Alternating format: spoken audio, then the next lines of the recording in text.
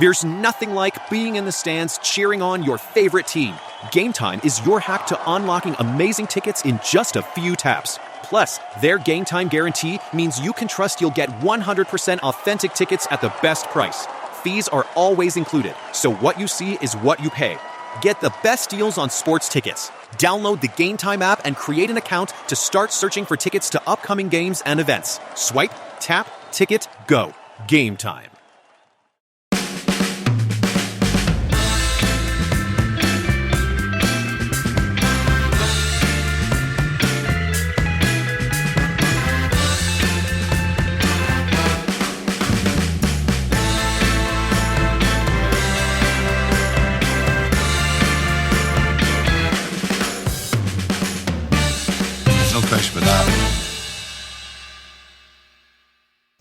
Ole's relentless Reds march on, Ed. Here we go. Yeah, the Clausura just Championship. The Clausura Championship, one step closer to being achieved. It's a thing. If Mourinho can hold up three fingers and claim that we got 3 trophies that year, then yes, we're on the verge of the Clausura. Two victories guarantees our win. I think we should lift the trophy. We should. We'll do the Zoom call. There's this is the morning after, we should say. We're recording this on the morning after we've just beaten Crystal Palace 2-0. A laboured performance capped off by moments of what can only be described as absolutely scintillating brilliance from Marcus Rashford. Hashtag word of the week. Every week. Yes, I mean, just some stunning stuff. The combinations between Rashford, Martial, Fernandes and Pogba, it's just beautiful to watch. Mason had a really quiet game, difficult game, second one in a row, I'd say. He couldn't really... he tried, but he couldn't really impose himself on the game at all. But Rashford running at players, Martial, Bruno finding the passes, sometimes I've got some thoughts on that. Pogba playing... in his France role, extremely disciplined in midfield. Some of it was beautiful to watch, but this team looks tired. You can tell that was the 5th game in 17 days.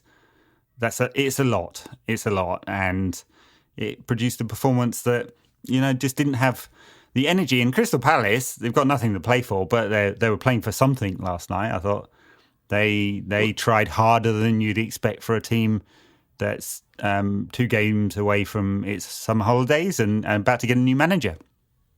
Well, I mean, this is what I was sort of saying on the preview, that you look at their results and you go, oh, they've been on the beach since lockdown started, but having seen a lot of them, they just haven't. They have been playing their socks off in all of these games, most of which they've lost. And you can see why, because they're kind of unable to take the chances that, or even in a lot of cases, create the chances, and so yeah, it's not going well for them. But they're working hard, and you were sort of saying they're not going to press much, but they did a lot. They didn't do a lot of kind of tigerish hunting in packs pressing, but they did a lot of closing down United as soon as they got into Palace's half. There was no time on the ball for our tricky Reds a lot of the time. They were being harried. Sure, yeah. This wasn't gegenpressing, but it was more traditional inside Palace's half and try and win the ball back and try and use their pace on the break, because in Zaha and Ayew they've got a couple of very direct players who are quick, willing to shoot. As we saw with Zaha early on, and they've made the save very crucial pretty early in the game. They did that pretty effectively at times, Palace. That said, and there were some uncomfortable moments, right? That said, United were always essentially controlling the game, or the pattern of the game. They were never under pressure, not in the way that Southampton put United under pressure in their last game. Palace had moments, but they weren't controlling the pattern of this game. For me, two things happened. One was it looked like a very tired side, and I think that in moments, great, but overall, energy levels down a bit. And the other, I do sometimes think we need to learn to play the game, not just, our own game. And it's just a step on from what we've got now. I mean, it was bad, right? We had one in the past. We had one game plan, which was to play on the break. And if you don't get the space to play on the break, you're in trouble. And so we had all these poor results, draws and losses against teams we should typically beat, right? And then beat some of the big boys by playing anti-football, basically, or something close to it. Now we've got a much more creative side that's on the front foot and pressing. And I wonder whether we've just swung a bit farther the wrong way sometimes and actually controlling the game. It would be very useful. So, we've had quite a few discussions about Bruno and his penchant for finding absolutely sick passes, including the Megs set up for the second goal, which was just insane pass, and loads of others. But he gave the ball away 17 times last night. Gave the away in the ball away in his own half more often than he gave the ball away playing passes into the opposition box. And I just think it's that kind of thing that made a difference against Palace. It's definitely going to make a difference against big teams. And it's just kind of control the game was really needed. I thought Pogba's performance was better in a way because he was trying to do that. He was trying to be very disciplined and give United a platform. Anyway. Yeah, no, I couldn't agree more. And I thought of you when Bruno gave the ball away and they went up the other end and scored. I was like, oh, that's what he said would happen. And of course, it was ruled out for a completely legitimate, very obvious, easily visible offside. To the eye offside. Actually, with that one, it's and I know we're jumping around a little bit here, but that one really did make a big difference which frame you took. Yeah, absolutely. One frame further back, and Wan-Bissaka, who's almost played him on, is a bit further back because he's trying to block the ball. One frame further forward, and it's very, very marginal. One frame beyond that, and he's not offside. Yeah, absolutely. The whole thing is an absolute shambles, and long may it continue to benefit us because we're one of the big teams, and that's what the Premier League wants, or something. The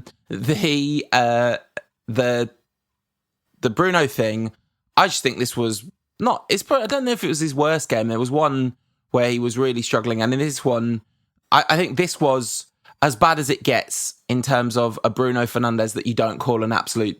A Bruno Fernandes game that you don't call a disaster class, because he made that brilliant assist and kind of redeemed himself. But, he missed an absolute sitter. He was giving the ball away left and right. Like, Glenn Hoddle made him man of the match. And that is one of the worst man of the match decisions I've ever seen in my life. Like, you're right, Pogba was better than Bruno in that game. And, I mean, Rashford was clear of Bruno in that game. And De Gea, when I said... that the correct man of the match was, of course, Dr. Marcus Rashford. Most people agreed, but I got a couple of people saying I thought it was De Gea, actually. Saves kept us in it, and yep, De Gea had a good game. I tell you who was definitely not man of the match, and that's Bruno Fernandes, who, yeah, it was kind of a stinker, actually, for the most part, but with a couple of moments of brilliance. Well, and that's what he expect. brings. So hit the post with that shot that he should have scored with. You'd expect him to score with. And made two. He's involved in both goals, not the assists, but in the build-up, and he brings some brilliant moments. And for the most part, even in his bad games, I don't know if this is a bad game, but even in his less effective games, the brilliant moments outweigh the poor moments. Yeah, for now. But I think he could add a string to his bow, which is to understand the moment of the game, the narrative that we're in a particular moment of the game. When do we need control and when do we need to create? And like at the risk of bigging up our opponents or, a rival, someone like David Silva does that brilliantly, right? When to control and when to go for the killer pass. And I think that's the kind of level that to channel my inner Moyes that Bruno should aspire to. But I think you're absolutely right, and I do love. I mean, Bruno has been an absolute, total, and utter revelation. He's for sure. His signing is we've said this before, and we'll say it again, no doubt. But this is the most transformative signing at United since Van Persie, and one of the things that he has done absolutely incredibly is act as a catalyst. So it's this thing of you can look at a player's performance in isolation a lot, but really the most incredible thing about Bruno's arrival is what it's done for everyone around him, because oh god, somebody was sharing this. I don't know if I said this on the show earlier in the week, but somebody shared the Sevilla starting lineup, and Pogba, Martial and Rashford were all on the bench. Jose Mourinho is evil. Anyway, but Pogba, Martial and Rashford have benefited just in absolute bucket loads from the arrival of Bruno. And of course he benefits from them too, but that's been the most telling thing about it in a lot of ways. Oh, sure. And then his numbers do stack up in terms of creative output. 13 goal involvement since his arrival, 7 goals, less than half a season. If he gets 15 goals from midfield in a Premier League season next season, that's outstanding for a central midfielder, and he probably will if he's not injured. And he seems to have a good engine. He's going to want to play most of the games. So.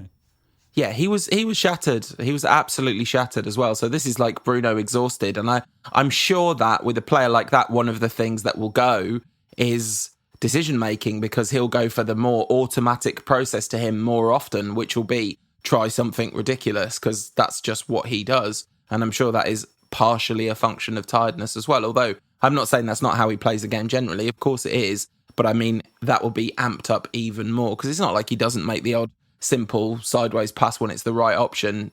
We've seen that. Okay, so that's Bruno. The players that I really want to talk about in this game, well, we should say that Timothy Fosu-Mensah was the not one of the candidates that we talked about as a potential left back. Yeah, I almost forgotten. 3 years since he last played for the club. He's been on loan at Palace and Fulham, both difficult loans, I'd say. Transition, the periods of transition at both clubs. Relegation in the case of Fulham, I think I'm right in saying. Yes. So yeah, it's been hard for a talented player who we weren't sure would play fullback or central defence or maybe central midfield. He's got a lot, but he clearly has stalled in terms of his career, and there's got to be a big question mark about whether he stays at the club this summer. I kind of suspect he won't. But he did okay. I mean, in an attacking sense, obviously, he's not as comfortable on his left at all. Brandon Williams is right-footed, but appears to be pretty comfortable on his left. And Fosu-Mensah found that bit difficult, always cutting inside, so it cut off one angle for a pass, but defensively he did okay. He got skinned once very early in the game, didn't he? By Andros Townsend, but then after that, and it's pretty bad getting skinned by Andros Townsend. But after that, I thought he did okay. Yeah, I agree, and it was just nice to see him, because he's somebody who seems to be a very likeable character and clearly has absolutely loved being associated with Man United, and that's something that if he kicks on at United, that'd be lovely, but I can't really see that happening. I mean, if he's going to be able to put performances of a decent level, he'd be a decent squad player to have around, but surely if you're him, you're desperate to go somewhere and play. But anyway, I'd say that was the only surprise selection. McTominay over Matic, I just think this was the wrong way round. I think it would have been better to play McTominay against Southampton and Matic against Palace, but there's much of a muchness. I thought United, I thought this has been widely acknowledged. I think United actually looked much more fluent and coherent after Matic came on. I don't think that's necessarily, as a number of people would suggest, because Scott McTominay is not good. I think this is about McTominay hasn't played a game. So he played against Norwich. He hasn't played with this team. Did he play against Spurs even? I don't think he did. So he's hardly really played, except in second halves, mostly after substitutes have come on. So difficult to him to get straight up to the pace of the game and the team around him, I thought. Yes, and I mean, you're correct. United were more fluent after Matic came on, and I'm sure he contributes to that. I mean, he does. He's very good with the ball. He had some very Matic moments as the Palace midfield sort of walked past him. It's you know what you get with Matic. I don't think there's any surprises when he's good. It's because he's got enough energy to get on the ball and pass it. That's it. He's not a defensive player. He might play in a defensive role, but he'll make a few interceptions because of the place, his position on the pitch. His numbers look okay. but he allows the opposition midfield to run past him all the time. It's a real problem. So it's a real bingo card. Plus years, yeah. In games that United control or need to control, he's an excellent head in there. And this week, I think, who was it? It was it Pogba or Bruno? I can't remember which now. Was bigging up Matic's role as a sort of experienced head, where to move, what positions to take up, what to do when in the game, and he obviously brings great value there. Yeah, absolutely, and that's really important. And again, his role is, with all the understandable concerns acknowledged, his role is to facilitate, isn't it? It's to allow the other two midfield players, to really shine. So neither of them, and Pogba had a fine game, like a decent game. When I say a decent game, what I mean is, like, Paul Pogba's base threshold is absolutely, like, astronomical. So, like, a decent game for Paul Pogba would be like the best game that most people had ever had in their lives, obviously. But I want to talk about the two forwards. So you mentioned Greenwood wasn't really in the game much. He had that one shot which he scuffed to the keep to, like, I think he was going far post and he scuffed it inside near post, not inside, outside the near post. But Martial and Rashford were absolutely phenomenal in this game, and both goals were scintillating. I said it again, like, that was not on. I wasn't doing a funny bit then. Like, that was the word that my brain served up when I was looking for a word. So Rashford, I think, had there was one a few seconds before the goal where something had not quite worked out for him and he was in a bit of a mood. The ball came to him. He just did so well to open the space up and pass it into the corner of the net. There was so much awareness and skill and incision. And our friend Anton Alfie did this lovely gif where he had the moment where Marcus turned back facing the goal. The two defenders and the goalkeeper puff out of existence in the gif because Rashford just made them disappear, and it was brilliant. And the goal kind of felt like that. I mean, ball through from Bruno. He doesn't get the assist because it's bounced off the Palace player's shins. Stats for you, right? That will go down as a misplaced pass. But obviously critical to opening up the defence, and you think for a moment that Rashford has blown it and run down the blind alley, and then he sits Patrick Van Aanholt, who got very unlucky later in the game when he hit the tank that is Anthony Martial, sits him down on his bum and sends the goalkeeper and two defenders the wrong way. It's lovely. Brilliant. And then, I mean, Dr. Rashford, with this performance, you're really spoiling us for the second goal. What Marcus Rashford did in our own half on the left-hand side of the pitch by the touchline was very, very rude. He was very rude to those Palace players. Yes, I'm sure you've seen the clip of Rio Ferdinand watching that. It's no, I haven't. Oh, I wish I had. I did. There are mixed opinions on Rio Ferdinand, of course, because his time at United was hugely successful. He's a fantastic player for United, and he's a fan, clearly. But his brand of South London flash doesn't always go down well with the Manchester United fans for understandable reasons, and with some absolutely parochial, close-minded Manchester United fans. Got it. You don't need to. Yeah, context is built into that. but anyway, I enjoy the moments where he's being a fan because you follow along with him. Anyway, absolutely sick. It was the build-up, Rashford's skill, the megged pass from Bruno, the instant one-touch pass into Martial and the finish. Amazing. I was just laughing watching it. Just like, why are all our goals so sick now? Like, we worldies only, but not the kind of worldies only because we have to score from 40 yards or we won't score. Just every goal is a classic. That compilation that's been doing the rounds of, United's goals since lockdown. Well, no, it was since before lockdown, wasn't it? It was since Tranmere. There's so many absolutely brilliant goals. And Martial and Rashford's numbers now are phenomenal. They are both having absolutely phenomenal Premier League seasons, and they missed a third of the season each. I mean, it's incredible. Oh no, for sure. Absolutely. And I think, phenomenal seasons. The play between them is great.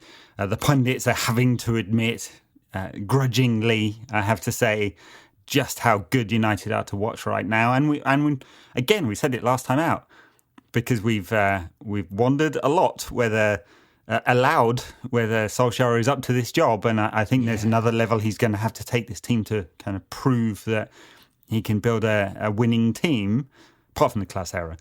But he is built with these players. Admittedly, it is basically 11 players deep, our bench right now. But he's built a phenomenally good-looking side. Yeah. Now, a couple of additions. Bit of strength in the forward line, strength in depth, because Mason's a young kid, didn't have a good game last night. You can't go too much after that. I think, I'm going to keep saying it, just because, not because I have any expertise, just because I think a real world-class defensive midfielder would add a lot, and a left-back, an attacking left-back. And you've got the basis of a team that can challenge for the title. Now, you need depth beyond that. So the names on our bench look good, but the actual performances from some of those players is not. I think you could probably quite easily lose Jones and Smalling, obviously. Rojo, obviously. If you forget he lives. He's I know I say this every time, but Rocco's only on loan. He's still, only on loan at Estudiantes. We still own him. And Lingard, who came on last night, and actually his ability to run from midfield and carry the ball forward was important last night. He didn't have he came on half an hour, and they just wanted a bit of energy in that part of the pitch. I think he's got that, but you could lose him as well. That's 5 sales if United can find buyers. There's possibly others. I mean, Romero could probably go as well, with Henderson's situation unclear. And that would fund enough to bring in 3 really high-class players. And that would make a big difference to United's push, I think.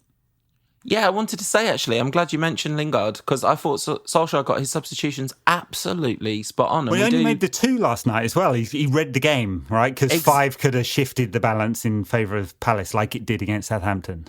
Exactly. My friend that I was watching the game with said, I really hope he doesn't take off Bruno and Pogba here, because we need them on the pitch. And I thought it was, especially with Chelsea on Sunday, I thought it was brave. I thought it was exactly perfect. I thought, and I thought bringing Lingard on for Greenwood, which is obviously an on the ball massive quality job, I thought it was exactly the right move as well, because I thought, sure, like you said, that energy made a big difference, and Matic from McTominay made a big difference. So yeah, just absolutely, given we've had plenty of pops at Solskjaer, I thought the game management was perfect last night. It was really nice to see.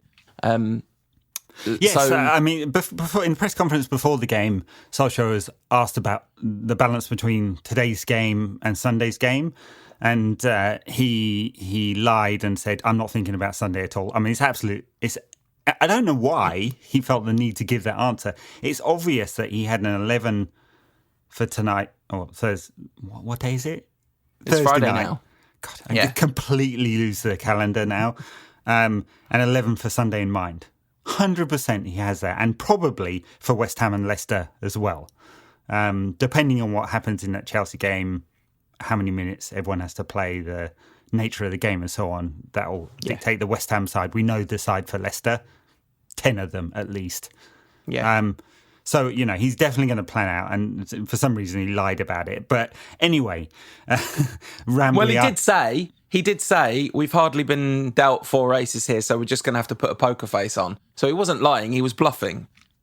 Yes, fair enough. Yes, bluffing. I don't know why he needed to, but anyway, he's trying to manage what is in terms of depth of squad, it's a big squad, but in terms of real depth, quite thin. And he's walking a really tight line at the moment, I think, with the amount of minutes and the amount of game time players are getting. And Pogba and Bruno played the full 90 last night. 5th game in 17 days. I'd say neither is going to start against Chelsea, probably. Absolutely. In fact, it could be like as many as 8 changes against Chelsea as a result. So he's trying to manage it, and it could all blow up in his face. So. Well, it could all... Listen, it could all blow up in our face, but these are the moments we live for. They'll still be talking about this goal in 10 years.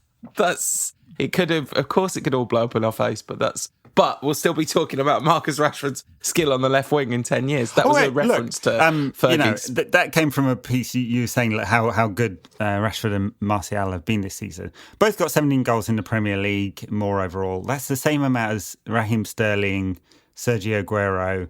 It's more than Harry Kane's got, same amount that Sadio Mane has got, same amount that Raul Jimenez has got, and a couple less than Mo Salah. So just to say, people said there was no output. They doubted whether these two could provide the goals for United. They've both been injured, at points this season, and their numbers are fantastic. Yeah, absolutely.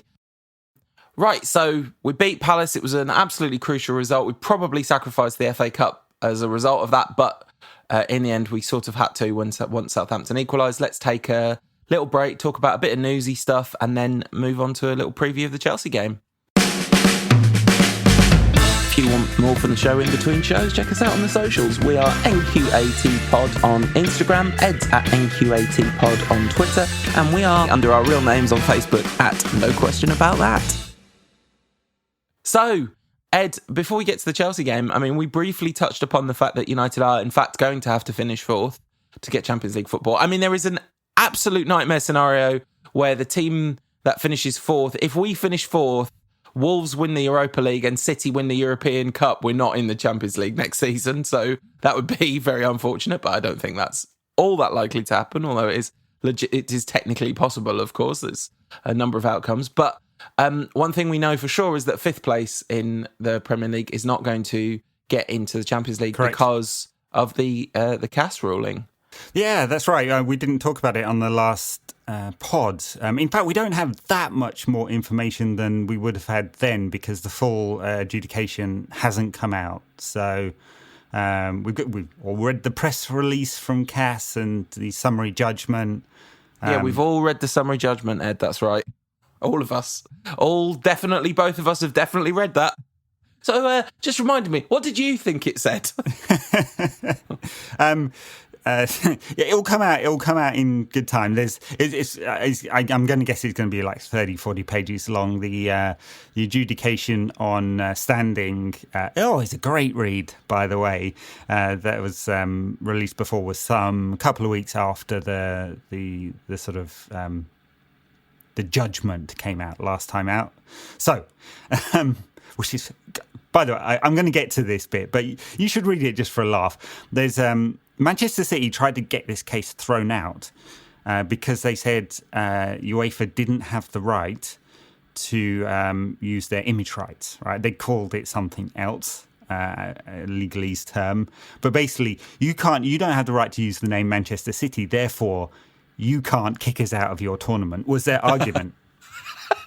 It's absolutely amazing. Anyway, so basically what CAS said, we don't know the detail behind it, but I can talk about some assumptions. They said that Manchester City breached Article 56, which is around the rights and responsibilities of clubs, licensees, in the Champions League to comply with FFP regulations, right? Which basically says you will cooperate with our investigation. You will hand over all documents, those we asked for, and those that you are bound to give us in terms of enacting FFP. Right? FFP is a series of regulations that governs. It's like the framework that governs the financial probity of clubs who take part in UEFA tournaments. right? So it's rules of the competition, like you can't handball, right? Like you can't financially dope. And if you are going to financially dope, you can't hide it. And we can only find out if you're hiding it if you turn over all your documents and let us see stuff. So this is the two charges that UEFA made, basically. One is you've breached financial fair play regulations by, as they call it, using equity and hiding it as sponsorship. So the owners effectively putting in money through third-party sponsors and so injecting equity and then pretending it's sponsorship, which is what all the documents that came out through Football Leaks basically said, right? And then the second charge UEFA made was that Manchester City didn't turn over all the documents that they should have done. Now, CAS basically agreed with both of those things, but changed the punishment. So the ruling is two parts. It said, yes, you've breached financial fair play regulations. No, you did not cooperate fully as you should have done with the rules as they are. And the really interesting thing is what I think it kind of shows, right? And so CAS then said, your punishment isn't 30 million euros plus a 2-year ban, it's 10 million euros, and that's it. And we'll find out why soon. Wasn't there some aspect to it which was that some of it was outside of the scope of the inquiry now because it was so long ago? Yes, so there's that appears. I mean, it's one line within the press release that appears to hint at that time bound. Right. So the time bound bit is 5 years is basically the statute of limitations. It's not what they call it in UEFA regulations, but and some of this was in 2014, 2016. So some of it is outside the scope. Not all of it is. And it's kind of hinted at in the press release that some of it isn't. So, and that is both with, that's only on the FFP part. It isn't on the compliance part. That's important, right? So basically CAS has agreed with UEFA's judgment and disagreed with the punishment. Now, why is that? Right. So Manchester City pushed back in the interim sort of standing case on not just the idea of using their brand, but also on leaks from the inquiry. Right. So specifically to the New York Times and others, and basically said, look, those guys aren't fair. It's clear they're not fair. They're trying to punish us in the court of public opinion, and they've been leaking information that can only have come from them. And therefore, this is not a fair process. That's their pushback. CAS only partially agreed with that in the interim judgment, in which say they was like, this is seriously concerning, but we don't think it clouds the case. Right? This time out, it appears that what has happened is none of that has, I don't think, had an impact. I don't think.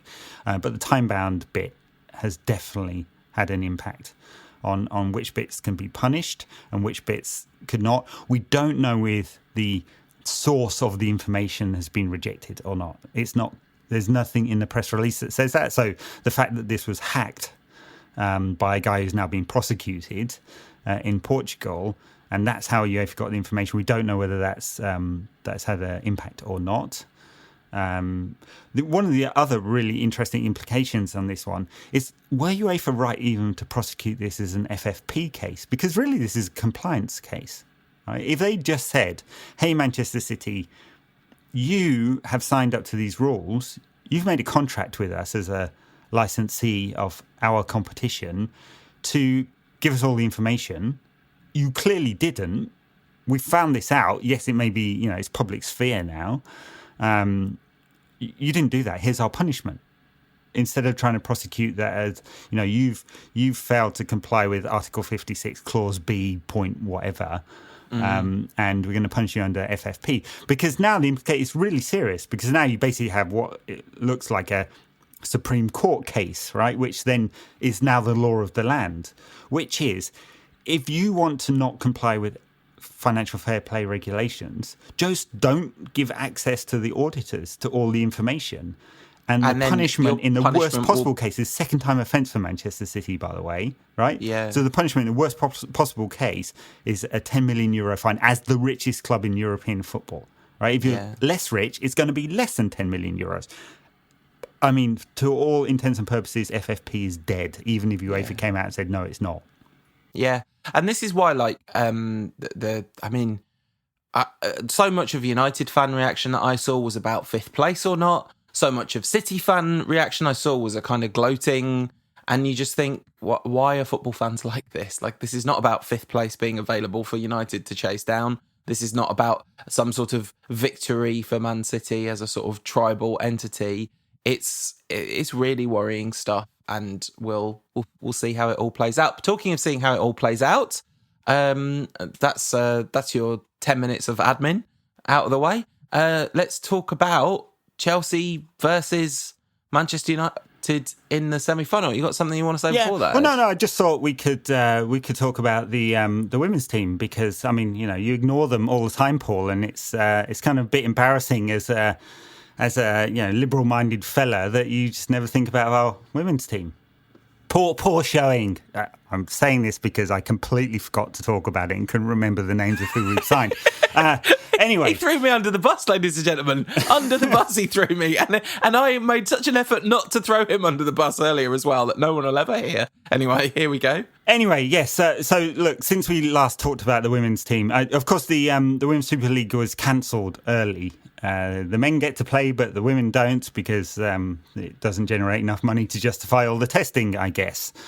So the league was cancelled early. Chelsea were crowned champions without the season completing. But anyway, there's been some movement. United finished fourth in their first, so behind Chelsea, Arsenal, Manchester City.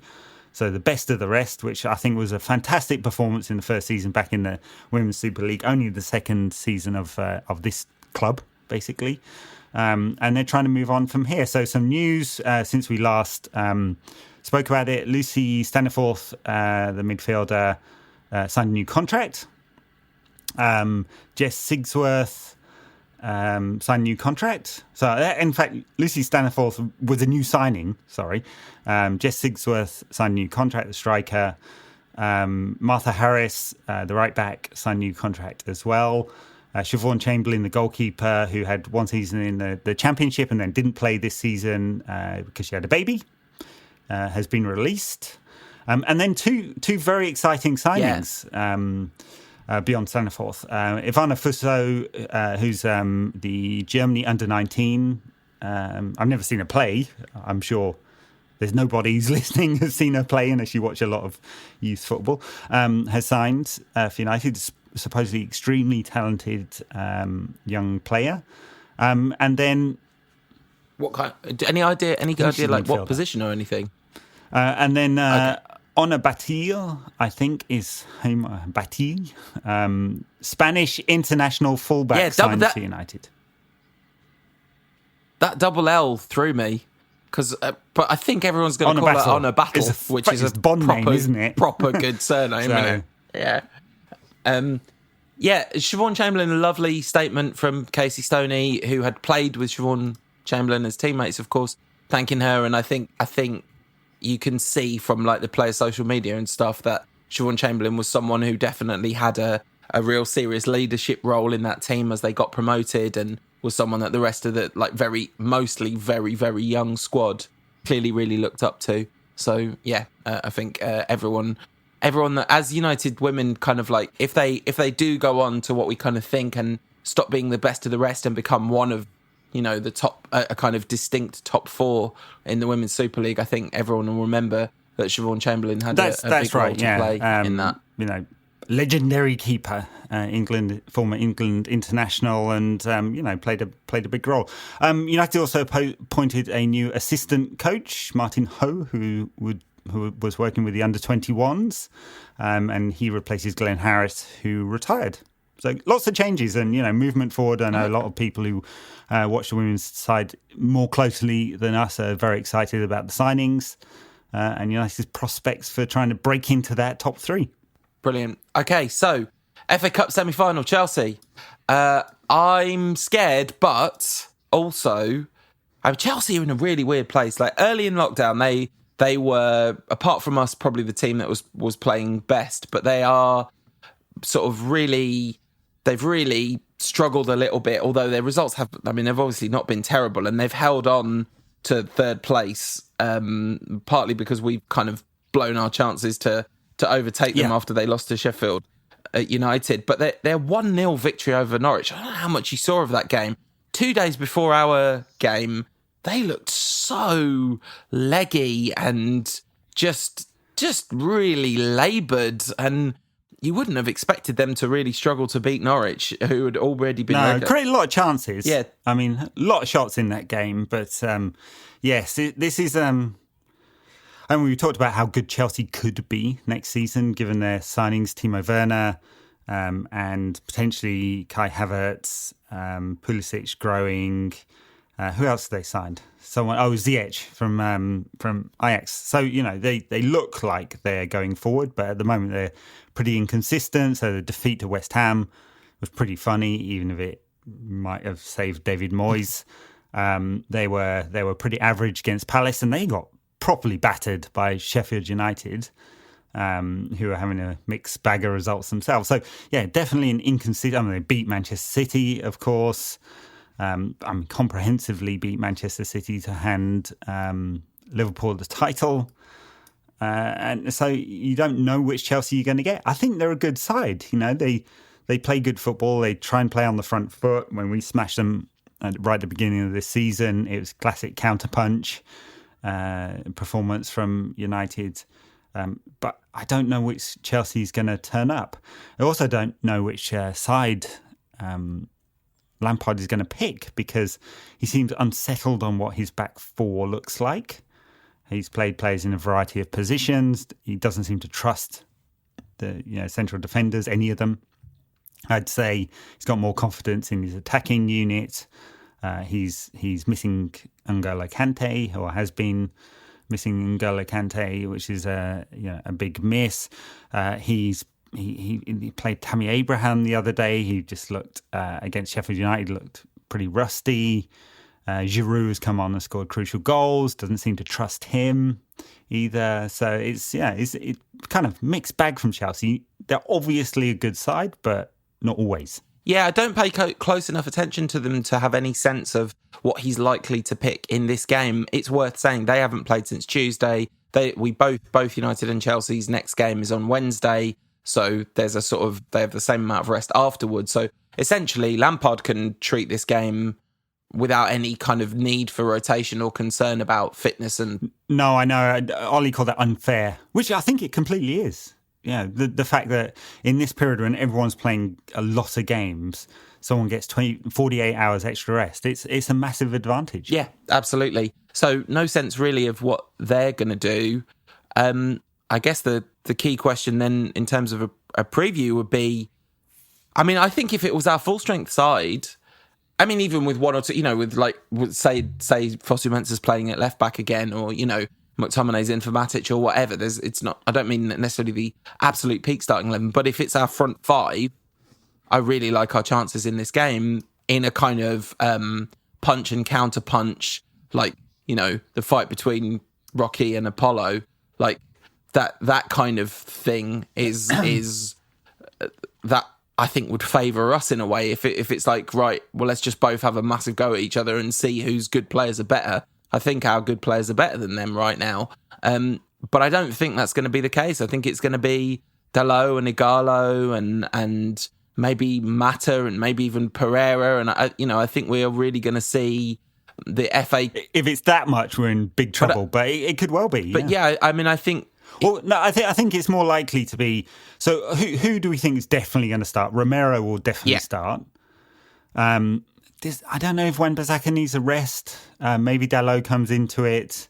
I guess Fosu Mensah has not played a lot of football. He could be available. It depends on Brandon Williams' cut on his eye. It seems like there's no concussion there, so he could come into it. Eric Bailly probably plays with one of Maguire and Lindelof. I don't think he changes both of those. That Maguire concussion test looked absolutely terrifying. He looked listen... I'm not saying this is not a medical assessment. Yes, talking Rocky, he looked like he'd been given a solid uppercut there, didn't he? He looked so out of it. And the physio was like, yeah, no, he seems fine. I was like, I mean, I'm sure you know what you're doing and you're qualified and trained and all that. But to me, this man looks like he's about to fall over.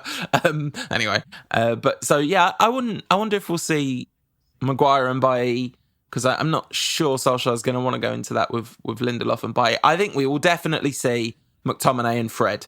Like, I think that is for sure. They both definitely play. Yeah, so they're the double pivot in midfield, and then the question is who plays further forward. I wouldn't be surprised. So Dan James, I suspect, comes into it. Igalo could come into it. Matt is available. James, Igalo, Fernandes, and Matic could play as well, because he was given a rest specifically, I suspect, for Chelsea in mind. So it could be Fred, McTominay and Matic. Yeah. I mean, it's a bit ponderous as a midfield, but it could well be a solid base there. Yeah, no, I think you might be right. But if it is Matic, McTominay, Fred, James, Igalo, other, probably have to be Mata, unless you pick one of the front three to play.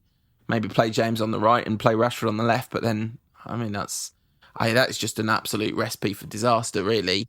So I can't say I'm optimistic going into this game, just because I think it genuinely is unfair, and it's not the end of the world or anything, but it would have been really nice for us to be in a position. And of course, if we'd played better against Southampton and hadn't conceded, then we'd now be in a position to rotate more heavily against Palace. And so it's not like just the whims of fate. It's also our own behaviour that has led to this. But ultimately, for sure. And now we're relying on Leicester dropping some points. Otherwise, on the final day, they can go for a draw against us, right? So, I mean, let's play Tottenham next.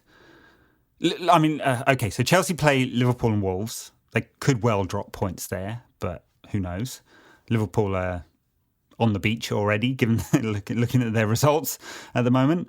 And we probably need Tottenham to get a point against Leicester. Otherwise, we're going to Leicester having to win. Yeah. And Leicester can go into that game knowing they can draw. Yeah. And so, anyway, I interjected with a completely different point that you were making, which is, it's our own fault that we now have to rotate and had to play a full side against Palace. Yeah.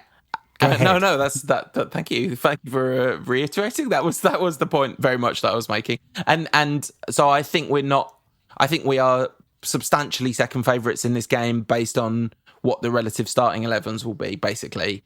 It might be that Solskjaer gets the Fergie call. It's like, listen, don't worry, it might all blow up in your face, son, but they'll remember this for years.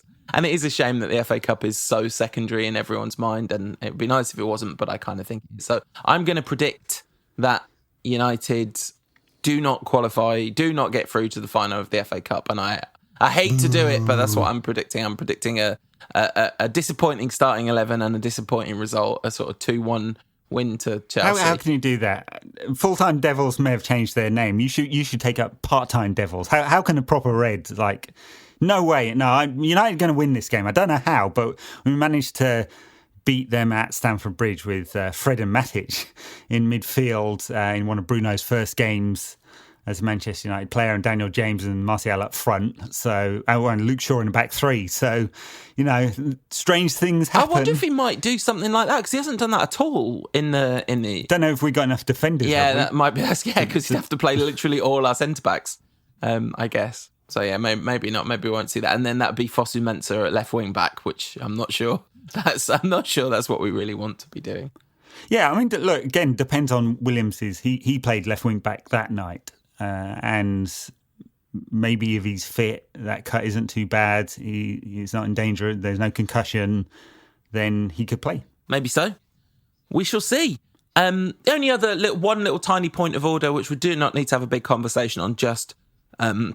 People won't have seen this on social media. We briefly talked about it in the backers chat, but in the last podcast, we completely forgot to talk about the Romeo challenge on Greenwood and how it was a definite red card. We both thought it was a definite red card, and VAR is silly. And he got clattered a whole bunch against Palace as well. So young attacking player, and the opposition appears to be targeting him. Yeah, and you wouldn't you? Because you think, well, if he gets the ball with his ankles intact, we're in big trouble. All right. Thanks for listening, everyone. We'll be back probably on Monday with a pod. Yeah, record after the Chelsea game. Chelsea kicks off at 6:00, I believe, on Sunday night. That's annoying for a whole bunch of reasons. But anyway, all right. Thanks, everyone. We love you, and we'll be back on Monday. All right. See you then. Have a good weekend.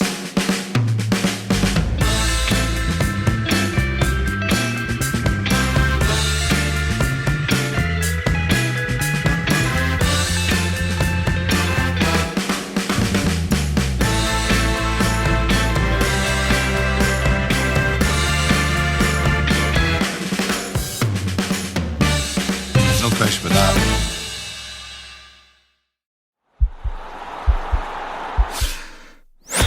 This podcast is part of the Sports Social Podcast Network.